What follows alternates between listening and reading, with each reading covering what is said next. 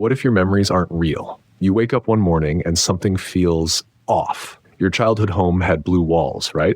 But when you pull out an old photo, they're green. You remember a conversation with a friend so clearly, the way they laughed, the words they said. But when you bring it up, they insist it never happened. At first, you shake it off. A trick of the mind, a simple mix-up.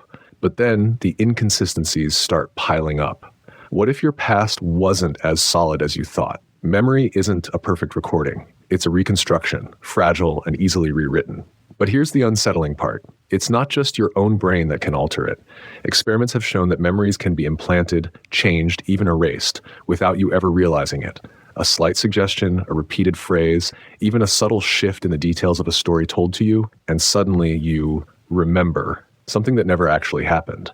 Your most cherished experiences, your deepest regrets, the core of who you are, how much of it is real, and how much has been subtly reshaped by time, influence, or something else. And this goes beyond forgetfulness. Studies reveal that even large groups of people can collectively remember events differently from how they actually occurred, as if reality itself bends under the weight of shared belief. Could this explain those eerie moments when you and someone else recall the same thing so vividly, only for evidence to prove you both wrong? It's not just about small personal details. Entire pieces of history may not be as they seem. Here's the key idea. Your past isn't fixed. It's fluid, shifting with perception, influence, and time. If your memories can be rewritten without your knowledge, then how much of your reality is truly yours? And more importantly, if you woke up tomorrow with a different set of memories, would you even notice? You go to sleep certain of who you are. The memories that shape you, the ones that define your choices, your fears, your dreams, feel unshakable. But what if, when you wake up, they've already changed? And what if you never realize it? Memory isn't just fragile, it's alive, shifting with every recall. Each time you remember an event, your brain doesn't retrieve a perfect snapshot. Instead, it reconstructs the moment, piecing together fragments, filling in gaps, smoothing over contradictions. And here's the unsettling truth. Every time you recall a memory, you're also subtly rewriting it. Details blur, emotions intensify or fade, new elements slip in without warning. What you believe to be a solid, unchangeable past is really a story you've edited over and over without even knowing it. Now consider what this means. If your most personal memories aren't fixed, then neither is your identity. The things you regret, the victories that shaped your confidence, the betrayals that built your walls, how much of them are as they truly happened? And how much have they evolved into something different, something unknowingly crafted? You aren't just living with your memories, you're constantly remaking them. But it doesn't stop there. Memory isn't just rewritten by you. It's rewritten by the world around you. Small suggestions, a leading question, a repeated idea, these can all distort the past. A conversation you were certain played out one way can be subtly altered by the way someone else recounts it. A childhood moment can morph over time, influenced by the stories told about it. Even photographs meant to preserve the past can shape it, because when you look at an image, your brain doesn't just recall the moment, it reconstructs it, filling in blanks with details that may never have been there. Now imagine this happening on a larger scale. A single story repeated enough times becomes an accepted truth. A detail altered by countless retellings shifts the way history is remembered. A shared false memory takes root, and suddenly, what never happened becomes something people swear they experienced. This isn't just speculation. It's been observed. Groups of people, sometimes entire communities, recalling the same impossible past. Memories don't just change at an individual level. They change collectively. Here's the key idea. Memory isn't just unreliable. It's an ever-changing script, rewritten every time it's recalled, influenced by the world around you, and sometimes by forces you'll never even notice. So ask yourself, if the past can shift without you realizing it, how much of the life you remember is the one you actually lived? And if reality itself depends on memory, then what happens when it can no longer be trusted? You trust your memories because they feel real. But if they can shift, if they can be rewritten without your knowledge, then what does that say about the reality built upon them? Picture this.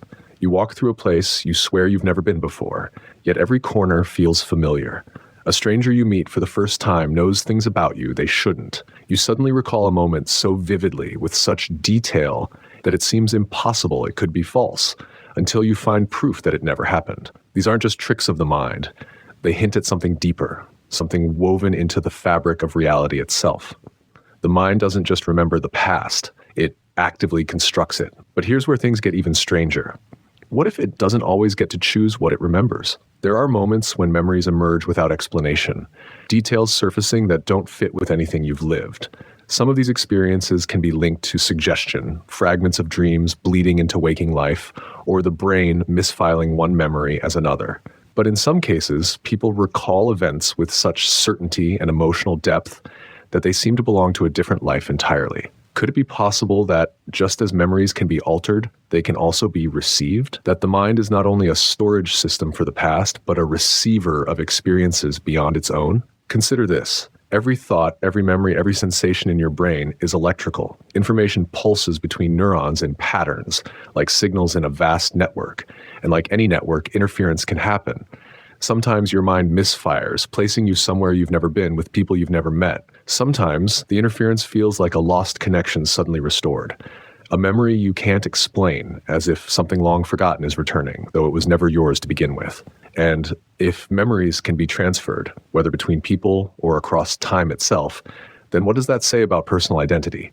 If the past you remember isn't necessarily your past, then who are you, really? Here's the key idea. Memory isn't just a personal archive. It's a shifting, dynamic field, capable of being altered, implanted, and possibly even received from outside sources. So the question isn't just whether your memories are real, it's whose memories you might be carrying without ever knowing it. You close your eyes trying to trace the origins of a memory that shouldn't be yours. The feeling is undeniable, distant, yet vivid. It carries a weight, an emotion that belongs to someone, somewhere, but not to you, or at least not the you you've always known. If memory can be rewritten, reshaped, and even received, then what happens when the mind stores something that was never meant to be there? Could there be fragments of forgotten lives, echoes of experiences beyond the reach of time, embedded within you? Here's where the mystery deepens. Scientists have uncovered something startling. Memories may not only exist within the brain, they can be stored in the body itself. Imagine a person receiving an organ transplant and suddenly developing unfamiliar cravings, new talents, or even memories that seem to belong to someone else. It sounds like science fiction, but real-life cases suggest that memories, or at least aspects of personality, can transfer from one person to another, encoded not just in the brain, but in the very cells of the body. If this is possible, then memory isn't just a mental construct. It's something deeper, something physical, something carried within us in ways we're only beginning to understand. And yet this is only one piece of the puzzle, because if memories can be stored outside the brain, then where else might they exist? Consider this. The human brain is an electrical system, constantly transmitting signals. But what if those signals don't simply vanish once a memory fades? What if they persist outside of us? Just like a radio picks up unseen frequencies, could the brain sometimes tune into memories that don't belong to it? Some researchers suggest that consciousness itself may not be confined to the brain at all, that the mind is more like an antenna, receiving and interpreting signals from a field of information that extends beyond our own physical experience. And if that's true, then what we call memory might not just be a record of our past, but a window into something much greater. Here's the key idea. Memory isn't just something you own. It's something you access, something that can exist beyond you, something that may not be bound by time or identity at all. So when you recall a moment, when a memory feels too real, too vivid, yet impossibly distant, ask yourself, is this something I have lived, or is it something I have tapped into? You pause, uncertain. That memory, the one that surfaced so suddenly, so vividly, doesn't just feel real. It feels lived, but not by you. If memory isn't just stored in the brain, but accessed like a signal, then where does it come from? Could it be possible that your thoughts, your recollections, your very sense of self are shaped by something larger, something unseen, yet constantly influencing you? Here's where things take a stranger turn. Your brain is not isolated. It's in constant exchange with the world around it. Scientists have discovered that our memories don't just exist within us. They are shaped by external forces in ways we barely understand. Think about how easily a simple suggestion can alter what you remember. How an emotion, fear, joy, nostalgia can suddenly make an event seem more or less important than it actually was. But what if these shifts don't just come from personal experience? What if memories, thoughts, even ideas can be transmitted between people without them realizing it? There's evidence that brains can synchronize. Groups of people, when placed in close proximity, begin to show similar patterns of brain activity, almost as if their minds are tuning into the same frequency. This phenomenon isn't just limited to shared experiences. It happens even when individuals are silent, unaware that they are being influenced by those around them. It suggests something extraordinary, that memory, thought, and identity might not be purely individual. They might be collective. Now think about the implications. Have you ever had a memory shift slightly after hearing someone else describe the same event differently? Have you ever experienced déjà vu so strong it felt like remembering something that hadn't happened yet? Could it be that your mind is constantly absorbing, rewriting itself in response to the memories and thoughts of others? If that's true, then memory isn't just fragile. It's fluid, an ongoing process that doesn't belong solely to you. It means that what you recall, what you know about yourself, is being shaped not just by your own past, but by the people, places, and energies you are surrounded by. Here's the key idea. Memory isn't just a personal experience. It's a shared, shifting network shaped by those around you and perhaps even something greater than yourself. So when you look back at your past, ask yourself, how much of this is truly mine? And how much of it belongs to something far bigger? You stare at an old photograph, one you've seen 100 times before. The faces are familiar, the moment frozen in time.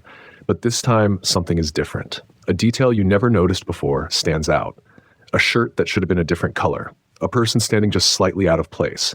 You know this memory, and yet it feels like it has shifted. If memory is fluid, shaped by suggestion, rewritten by time, and even influenced by others, then where does the real version of the past exist?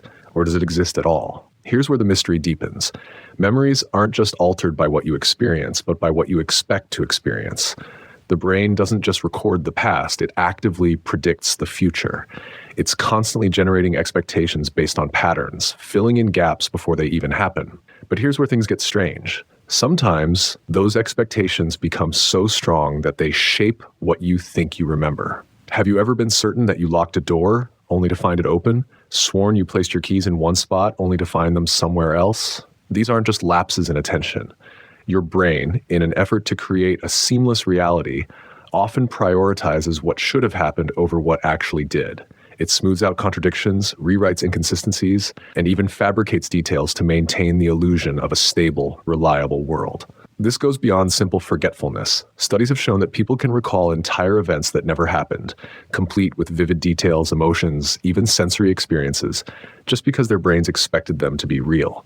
It means that reality, as you perceive it, is shaped not just by what you've experienced, but by what your mind assumes is true. But what happens when those assumptions are wrong? What if a memory that feels unshakably real is actually the result of your brain filling in missing information? Worse yet, what if someone else can control those expectations? Imagine a world where memories can be implanted not through force, but through mere suggestion, where reality itself can be rewritten simply by changing the way you expect it to unfold. The more you hear a false story, the more your mind starts to accept it. The more you revisit a moment, the more your brain subtly alters it to fit your present understanding. Over time, you're not just remembering the past, you're constructing it. Here's the key idea. Memory isn't just a record of what happened. It's a prediction, a constantly shifting projection of what your brain believes should be true. So the next time you recall a moment, ask yourself, are you remembering what truly happened? Or are you remembering what your mind wants to believe? You take a deep breath, your mind racing. If memory isn't fixed, if it can shift, be shaped by expectation, rewritten by others, even received from outside sources, then what does that mean for everything you know about yourself? Think about it. Every decision you make, every relationship you value, every belief you hold is built on memory. But if memory is fluid, if it can be subtly rewritten each time you recall it, then how much of your past is truly yours? How much of your identity is built on a foundation that's constantly shifting beneath you? Here's where the final revelation comes. Memory is not just a recording of the past. It's an active force shaping your present and future. The brain doesn't just store experiences. It reshapes them each time you recall them, reinforcing certain details, erasing others. What you remember most clearly may not be the most accurate. It's simply the version of the past your mind has strengthened over time. This means your memories aren't just reflections of what has happened. They are constructions of what your brain needs to believe. And here's the most unsettling part. If memory is this malleable, then reality itself is not as solid as it seems. Because the world you experience is filtered through the memories you trust. And if those memories can be rewritten, then your perception of reality can be too. So take a moment. Think about your past, the moments that define you, the experiences that shaped who you are. How many of them are exactly as they happened? And how many have been sculpted by time, by expectation, by the invisible hands of a mind determined to make sense of a world that may not be as real as it seems? Here's the final question. If you could know the absolute truth about your past, but at the cost of shattering the version of yourself you've always believed in, would you want to?